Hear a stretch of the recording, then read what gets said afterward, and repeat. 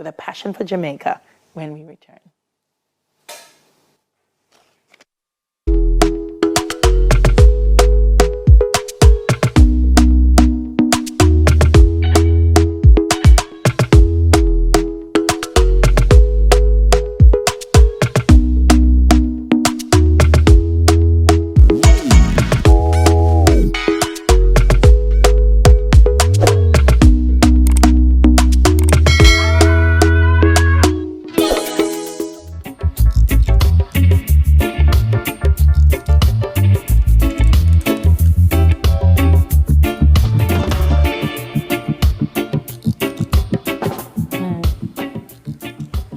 Shayna Vanessa is a Panamanian vlogger and entrepreneur whose great-grandparents migrated or immigrated from Jamaica during the building of the canal. And she's zooming in now to talk about her lifelong love affair with all things Jamaican. Shayna, good morning to you and welcome. Bienvenido a Smile Jamaica. How are you? Good morning. I am well. How are you? I'm very well. I'm going to say you're fluent in Spanish. Claro que sí. Claro que sí. I'm going to also say you're fluent in Patois. Exactly. I'm going to say you're fluent in English. Correct. I'm going to say you lived in the US at one point, so you're fluent in American, a joke, but it's not really a language. Yes. But my goodness, talk about a little bit of this and a little bit of that. Your story is so very unique. But your parents have Jamaican roots? Or is it your grandparents have Jamaican roots? Correct. Wow. Okay. So the way it works is that a lot of us, what you would consider, in those times, they would consider us chumbos, who are descendants of Caribbean people and Jamaican people. That's what they would consider someone that looked like me in Panama. What do they call you? Chombos? Chumbos. Chumbos. Okay. Yes. At the time, it was a derogatory word. And it was used to differentiate the Caribbean West Indian Black people from the Black people that descended from African slaves that came to America, well, they were shipped to Panama. So that was a difference. Wow. Unfortunately. Okay. Understand. Okay, so it was a pejorative term. So born in Panama, and then you went to the US to live. So the assimilation now from Panama to Los Estados Unidos, how was that? So the thing is, I moved to Brooklyn when I was months old. So growing up and being born from immigrants' parents in the United States was very difficult. I suffered a lot with identity issues because although we are from Panama, my parents they weren't specific or typical Spanish-speaking people. They had a dialect that was very similar to Jamaican dialect, which is what you would consider patois.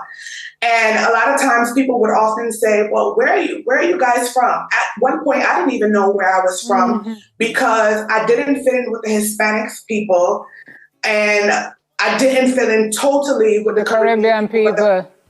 Right.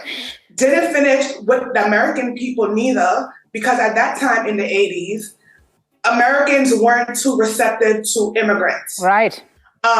So growing up, I suffered a lot with identity issues, but we had a community of Panamanians that we latched onto. And honestly speaking, the major parts of the Caribbeans that really embraced us were other Jamaican people because we shared so many similarities. So most of my friends were either Jamaican or Panamanians that were like me, descendants of Jamaican people. Wow, that's or so Asian amazing. people. Okay, so tell me about the vlog now. So you love Jamaica. You've been here? You must have. Of course. Okay, I wasn't sure, so I had was to ask you. And you vlog about all things Jamaica, and you love Jamaican culture. Tell me a little bit about that connection that you feel with this little piece of the world, of the rock. So what people do not understand about Panama is that within Panama, there are subcultures within the culture. right? Just like in any part of the world, like the United States of America, you have, your Caribbean culture, your Hispanic culture. Panama is just the same. And I think a lot of people get very confused with that. When I started my YouTube channel, I started documenting around the time of COVID, and I really started talking about me and my experiences growing up and why people really just didn't understand, or why I couldn't fit in what you would consider Afro-Latina, right? So I started talking about my parents, how they would speak, the food that we eat. We eat patties just like you guys do in Jamaica. We escabeche fish, rice and peas, chicken, food, curry goat. all that. We eat all of that. And people were like, but I thought that in Panama they eat empanadas. Yes, that is true. But again, there are subcultures within the culture. And that's what actually exploded my YouTube channel, because people became very intrigued in me, my culture, and what made me actually decide to move back to Panama, because oftentimes you don't see people moving back to certain countries. So that was actually my next question, because you moved back in 2014 and you took his son with you. I did. His father's actually Jamaican, and he was 100% agreeant with me. There's something about being raised in the Caribbean that's completely different from American culture.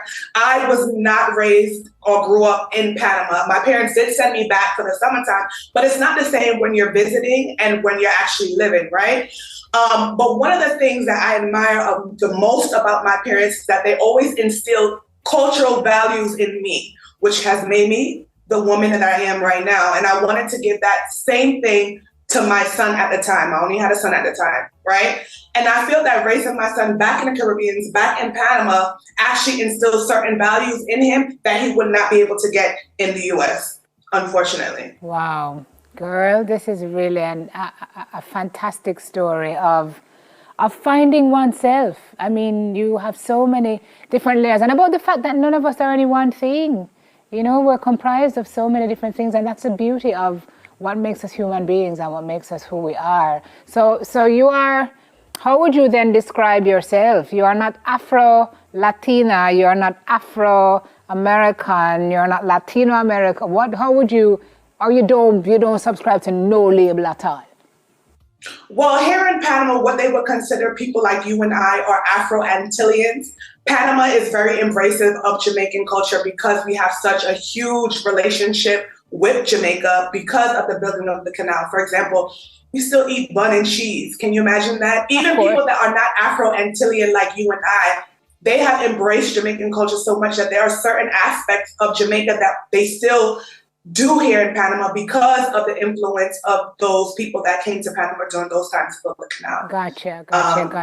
Wow. Bun and cheese, patty. Of course, which is right. Shayna, where do we find your vlog? For folks who want to go learn a little bit more about what you're doing, where do we find you? You can find me on YouTube. My YouTube channel is VGirl_TV, VGirlTV. You can find me on Instagram as well. I am _V Monroe. There I share a lot of my life living in Panama. I also have vlogs with me being in Jamaica as well, and me looking for my family. That's from Westmoreland also. A little bit of history lesson there. Yes. So, yeah. It's all there. So we can go and check it out and see. I'm going to come to Panama because I hear the shopping is amazing. Yes, girl. Come. And when you come, stop at my beauty supply store also. What's your businesswoman too? We need a little more time. That's another interview for another time. Thank you very much, Shayna. So nice to meet you. You're welcome. To learn more about your fantastic story. Vlogger and entrepreneur, Shayna Vanessa. Stick with us, everybody. We're talking about women and disaster management.